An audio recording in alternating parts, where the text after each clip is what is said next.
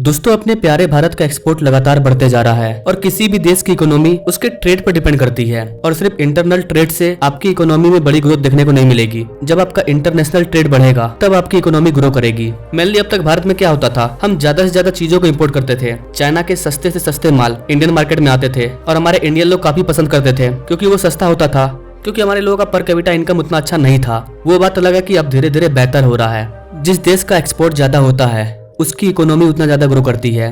China का इतना grow करने का रीजन यही है कि चाइना का जो एक्सपोर्ट है वो लगातार बढ़ता गया। पूरे इंडियन मार्केट पर चाइना का कब्जा था, लेकिन अब अपने भारत में भी बदलाव देखने को मिल रहे हैं और हम भी अपने एक्सपोर्ट को लगातार तेजी से बढ़ा रहे हैं। और अभी की लेटेस्ट अपडेट ये है कि भारत का जो एक्सपोर्ट है वो ऑल टाइम हाई पर जा चुका है। अगर मैं आपको एग्जैक्ट डाटा दिखाऊं तो फाइनेंशियल ईयर 2013-14 में हमारा जो एक्सपोर्ट था वो करीबन 465 बिलियन डॉलर का था। वहीं 2023-24 के फाइनेंशियल ईयर में हमारा जो एक्सपोर्ट है वो 776 बिलियन डॉलर के पार जा चुका है। यानी कि पिछले 9 सालों में 90% की ग्रोथ देखने को मिली है। इसके अलावा भारत सरकार का टारगेट है कि अभी जो हमारा 700-800 बिलियन डॉलर का उसको हम 2 ट्रिलियन तक लेकर के जाएंगे 2030 तक। तो क्या ये इतना आसान है? भारत की जो टोटल जीडीपी है वो 4 ट्रिलियन की भी नहीं है। तो ऐसे में भारत कैसे अपने एक्सपोर्ट को 2 ट्रिलियन तक पहुंचाएगा? चलिए जानते हैं कि आखिर भारत सरकार अपने एक्सपोर्ट को 2 ट्रिलियन तक पहुंचाने के लिए क्या क्या कर रही है।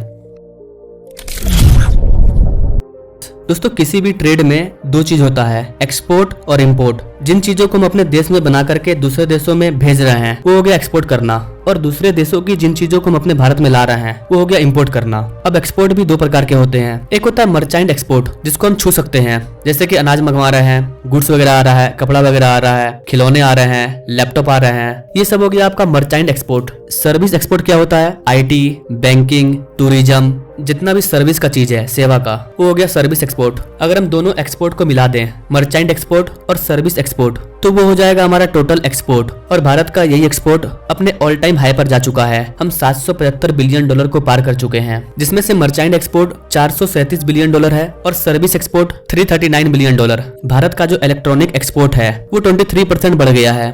2022 में हमने 23 बिलियन डॉलर का एक्सपोर्ट किया था इलेक्ट्रॉनिक गुड्स को, जो कि 2023 में 29 बिलियन डॉलर का हो गया। इसका एक बड़ा रीजन है एप्पल के आने से भारत का जो इलेक्ट्रॉनिक एक्सपोर्ट है वो लगातार बढ़ गया, क्योंकि एप्पल का जो असेंबल है वो भारत में होने लगा और भारत में असेंबल होने के बाद इसे विदेशों में एक्सपोर्ट किया जाने लगा, जिससे कि हमारा एक्सपोर्ट बढ़ गया। वही अगर फार्मास्यूटिकल एक्सपोर्ट की बात करें, यानी कि दवाइयों का एक्सपोर्ट, वो भी 9.6% बढ़ा है। इसके अलावा हमारा जो इंजीनियरिंग एक्सपोर्ट है वो 2.1% बढ़ा है। अगर हम अपने एग्रीकल्चर एक्सपोर्ट की बात करें तो उसमें भी बढ़ोतरी देखी गई है। लेकिन भारत का जो मर्चेंट एक्सपोर्ट है वो थोड़ा सा गिर चुका था, और पार्टिकुलर इस एरिया में सिर्फ भारत ही नहीं कई देशों का एक्सपोर्ट गिर गया था, क्योंकि उस टाइम क्रूड ऑयल का जो प्राइस है वो काफी ज्यादा हाई हो गया था। ओवरऑल भारत का जो एक्सपोर्ट है वो ऑल टाइम हाई पर इसलिए गया है क्योंकि हमारा जो सर्विस एक्सपोर्ट है वो लगातार ग्रो कर रहा है। 2022-23 में हमने 325 बिलियन डॉलर का सर्विस एक्सपोर्ट किया था, जो कि 2023-24 के फाइनेंशियल ईयर में 339 बिलियन डॉलर का हो गया। यहाँ पर इससे भी अच्छी बात यह है कि भारत का जो ट्रेड डेफिसिट है वो कम हुआ है। पिछले साल भारत का जो ट्रेड डेफिसिट था वो 11 महीने के लो पर था। तो जैसे जैसे हम अपने ट्रेड डेफिसिट को कम करेंगे, भारत वैसे वैसे ग्रो करते जाएगा। फाइनेंशियल ईयर 2022-23 में भारत का ट्रेड डेफिसिट 121 बिलियन डॉलर का था, जबकि 2023-24 के फाइनेंशियल ईयर में हमारा ट्रेड डेफिसिट घट करके 78 बिलियन डॉलर हो गया। तो आप देख सकते हैं कि भारत किस तरह से ग्रो किया है। हमारा जो ट्रेड डेफिसिट था वो कम हुआ है, और ये जितना कम होगा उतना भारत ग्रो करेगा। ऐसा इसलिए हो रहा है क्योंकि हम इम्पोर्ट को कम कर रहे हैं, एक्सपोर्ट को बढ़ा रहे हैं। हम ज्यादातर चीजों को भारत में बनाने का प्रयास कर रहे हैं और कम से कम चीजों को इम्पोर्ट कर रहे हैं। जो चीज एकदम जरूरी है उसी को इंपोर्ट कर रहे हैं। जो चीज भारत के अंदर बन सकता है उसको हम बना रहे हैं। वर्तमान सरकार का टारगेट है कि 2030 तक वो टोटल एक्सपोर्ट को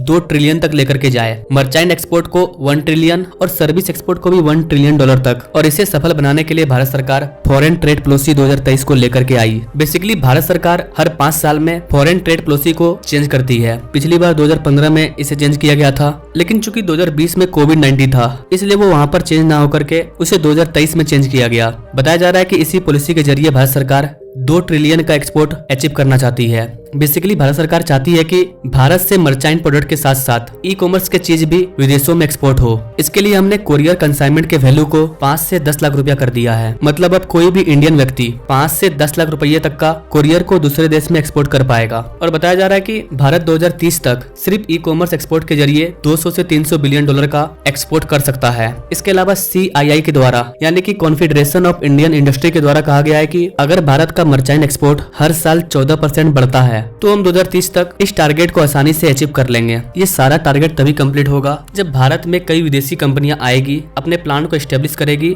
और भारत में मैन्युफैक्चरिंग करने के बाद उन सारी चीजों को दुनिया के अलग अलग जगहों पर एक्सपोर्ट करेगी। जैसे कि टेस्ला अगर भारत में आता है और टेस्ला को भारत में बनाने के साथ साथ उसे बाकी कंट्रियों में एक्सपोर्ट करता है, जैसे कि इंडोनेशिया में, यूएई में, सऊदी में, जितने भी छोटे मोटे कंट्री है उन जगहों पर अगर टेस्ला अपनी कार को भारत में बना करके एक्सपोर्ट करता है तो इससे हमारा एक्सपोर्ट और ज्यादा बढ़ जाएगा। वैसे गाइस आपको क्या लगता है भारत सरकार को अपने एक्सपोर्ट को 2 ट्रिलियन तक पहुंचाने के लिए और क्या क्या करना चाहिए? आप अपने राय कमेंट बॉक्स में जरूर दें और ऐसे लेटेस्ट अपडेट के बारे में जानने के लिए हमारे चैनल से जरूर जुड़े। Now thanks for watching. मिलते हैं अगले वीडियो में एक नई जानकारी के साथ, तब तक के लिए जय हिंद।